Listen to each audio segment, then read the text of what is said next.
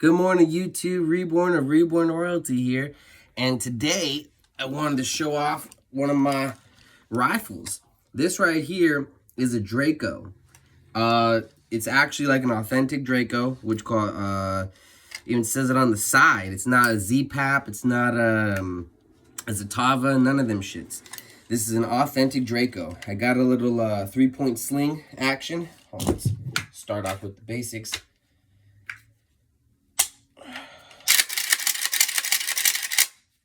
Cleared. Alrighty, we're shooting 7.62.39 out the Draco. This is actually not quite the same AK I was shot with, because I was shot with, I believe, like the muzzle, which called the forefront of it. It looked different. It had like it looked more like what do they call them? The AK Sim 4Us, which call it just by the muzzle brake and everything, which called the way it was shaped. It was shaped more like this, or more like that. This is just a run-in-the-mill Draco. The only thing I really added onto it was this little what do you call it, like a mount, so that you can click your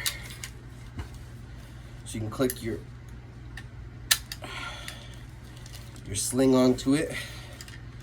It's a 3-point sling, so you carry it more or less like this, you know what I mean? Pull up the sidearm, boom, boom, boom, boom.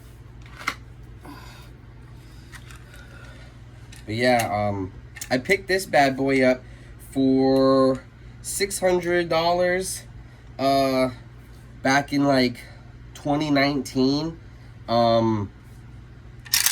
Personally, I was about to purchase a full-size AK at the time, and that would have only ran me like $400 or $500. And to think that I get less of a rifle for more money, and it's kind of ridiculous, especially considering that these fucking things are even more expensive nowadays. I be seeing these Dracos at the store now going for anywhere between like $800, $900, $1,000, $1,200, and it's crazy to me that these rappers really hyped up this rifle so much to the point that it's being sold for double what it should be. I mean, triple even what it should be. I don't think that this rifle is worth more than $400 or $500, especially when you're comparing it to an AK, a full-size AK that you know, pre-pandemic, you used to be able to pick up AKs for like $400 or $500 full size with the stock, and you know, that's just more accurate. Don't get me wrong, I love this Draco. I've never ever had a failure to feed. I've never had any type of jams with it, nothing. And for the first like probably couple years of owning this thing, I like hardly ever cleaned it, like, you know what I mean, well, I'll say the first year or so I hardly ever cleaned it, because then I started figuring out how to take it apart. And AKs are, come to find out, they're like the Glock of rifles. They're super simple. I might do another video on that later, just to kind of show how that breaks down, because it's interesting, you know what I mean? I just don't really want to get into all that right now. But yeah, I love this thing, which call it personally. It's this don't leave the house very often, which unless I'm going to the range. I remember when I first got it, I used to ride around with it in my trunk, just because I was, you know, fresh from recovering after my shooting. And I kind of just wanted more than just a pistol on me at all times, you know. So instead of just carrying a little 9 or a 40 on me, I started carrying this in the trunk of my car. And after a while, I just got sick of possibly, you know, losing it. So I just decided to keep it at home from here on. But great rifle, really great rifle. Technically, it's not even a rifle. Technically, it's a pistol. When I purchased the thing, they were explaining the legalities of all that to me, and technically this here Draco is not even a rifle. It shoots rifle rounds, but it's technically, what do they say, a machine pistol or something. It's it's kind of an impressive little legal loophole, but I love it. I absolutely adore this thing. The only thing that I want to do more to it down the, that's the thing about Dracos though, is that you gotta do light gunsmithing to really get it to the point of full functionality. Like eventually I'm gonna get a collapsible, like a foldable stock, the one that comes up on this side, so I can just like grab it, extend it, freaking, and be able to shoulder and fire it. The sling is kind of just, for, right now. It does kind of help though, because the way that I've figured how to shoot this thing real good is by using like a rocking method. Like every time you fire, hold on. Every time you fire it, for one, I've noticed that not necessarily holding it up here is going to be the most accurate. Sometimes holding it a little further back here, which, because of its smaller size, you're not able to shoulder it, gives you a little bit more control. And then when you're firing, you kind of just like wait till the reset of the recoil. Once you get back down to where you are, you have just like I said, it's like you shoot in this this rocking motion. And I've been able to, be pretty damn accurate with this thing. It's a nail driver, man, if you know how to use it. But because of its, shortened barrel length, it's not the most accurate thing several hundred yards away, you know what I mean? But it's still pretty damn accurate. I be popping bottles and watermelons from freaking like 50 yards, 100 yards, which call it, I be shooting the shit out of things with this. And I love it personally. I think it's a great rifle. A really, really great rifle. Don't really got nothing negative to say about it besides how expensive they've gone these days. When I bought this thing, I was kind of like, $600 on a machine pistol. I go, it's kind of pricey, but I'm glad that I purchased it when I did, because now these things are twice as much, and I could never justify spending $1,200 on a Draco. You know what I mean? That's just me personally. But that's because I come from an era of firearm ownership where like shit, when I was growing up, you used to be able to cop SKSs and Mosin Nagants for like $75, $100, you know what I mean? And to think that stuff like this now is selling for thousands of dollars just because a rapper talked about it enough, or rappers talked about it enough, it's kind of crazy. But it's a great gun though, which it's a really great gun. You can fit into a backpack, which I do for like taking it to the range and stuff. That was before I got like a proper like gun range bag, but it does fit in a backpack. I stopped carrying it like that though because I didn't want to be associated with or associate myself with criminals who do that, because that's actually how the dudes who robbed and shot me, that's how they were carrying it. They had it in a backpack and then they pulled it out, freaking racked it on me, and then got to shooting. But yeah, just to kind of separate myself from people who do those types of things, I carry differently now. But it's not that you can't do it, you know what I mean, which it's actually a pretty smart way of going if you're trying to go for like a concealed carry, like how some people have truck rifles or bag rifles and stuff like that. You could totally use it as that. Me personally, I think that the curved magazines kind of make it harder for it to pull out of a bag. I've noticed that the AR-15 platforms, like the ARPs with their straight mags, they just seem to fit into bags better. You know what I mean? Which I've just kind of noticed that, especially if you're using like a 10 or 20 round magazine and not the 30s, 50s, 60s. It just seems to fit better in the bag, so that you can go whoosh, pull right out and get to bucking. But yeah, man, this thing works great. I love it. It's a great personal / home defense tool. I would not make this my first rifle purchase. It was not my first rifle purchase. The first rifle I got was I want to say a DPMS AR-15 with an ACOG scope. Shooting 5.56/223, of course. I really liked that one. That was my first rifle buy. I got it from a pawn shop. I picked that bad boy up for $500 used. This was brand new, $600. But yeah, yeah, which call it, I love this rifle. I think it loves me too. I like to think. But in all seriousness though, I just kind of wanted to talk about the practicality and do like a review of this rifle, because I've had this since 2019 and I've put in I don't even want to know. I probably like 3,000 rounds downrange with it, at least. Yeah, I've went through a few thousand round packs with this thing for sure.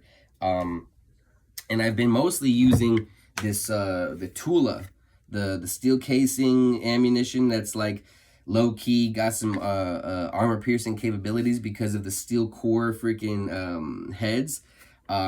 Yeah, which caused I just bought it because it was cheap. I didn't even think about the penetrative factor of it all. Matter of fact, I don't even like my bullets to over penetrate. I like them to kind of under penetrate. So much to the point that I was purchasing, I forget what the brand name of them was, but I was picking up some rifle rounds, the 223/556 hollow points. And that was because I was rocking the AR-15 as my home defense weapon. And I didn't want to over penetrate and shoot my neighbors or nothing in case, something happened. So I got those hollow points for that reason entirely. You can get hollow points for these 7.62s. I just never have. But I was thinking about picking up a couple boxes just to fill up, because I always keep like at least one or two of these loaded up. So I was thinking about filling up a couple of these with some hollow AK rounds, because it's not very realistic. Like this will probably, if I ever had to use this, I would probably be more kin to using it for like a shit hit the fan type situation. Personally, that's what I think, these home defense rifles. And hey, shit hit the fan could just mean that someone freaking, broke into the house, and say that I shot at him with the pistol and it wasn't enough, so I had to retreat and grab the rifle.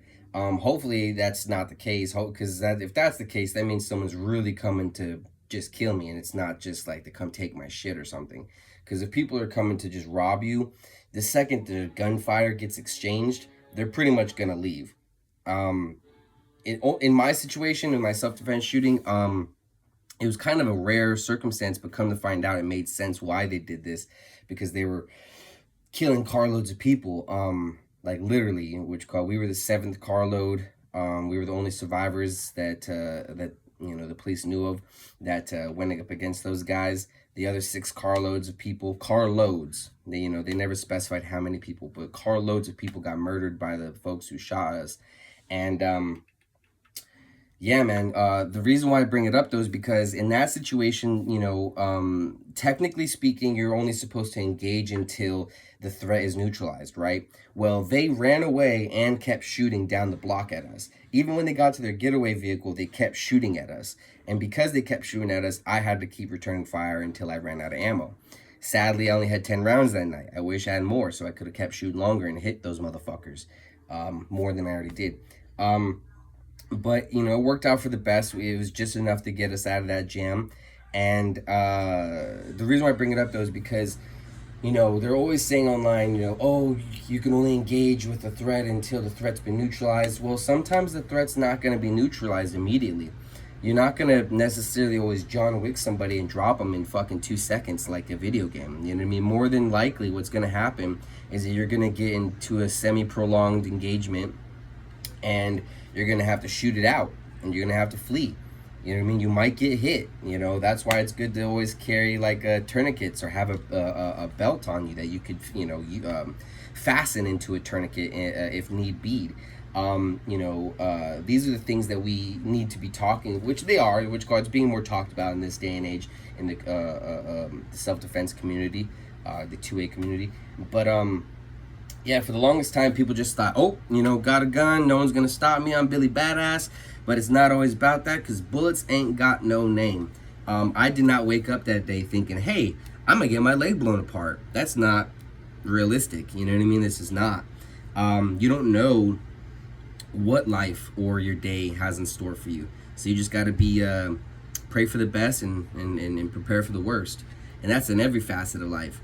That's why I believe in stockpiling water, food, you know, what you call it, ammunition, weapons, armor, all these things, just because you never know when we're going to be left to our own to more or less survive in case our government starts to collapse, in case civil war outbreaks. I mean, who knows? We've had 2 presidential assassination attempts this year, and here in America. And over in Mexico, there was 36 presidential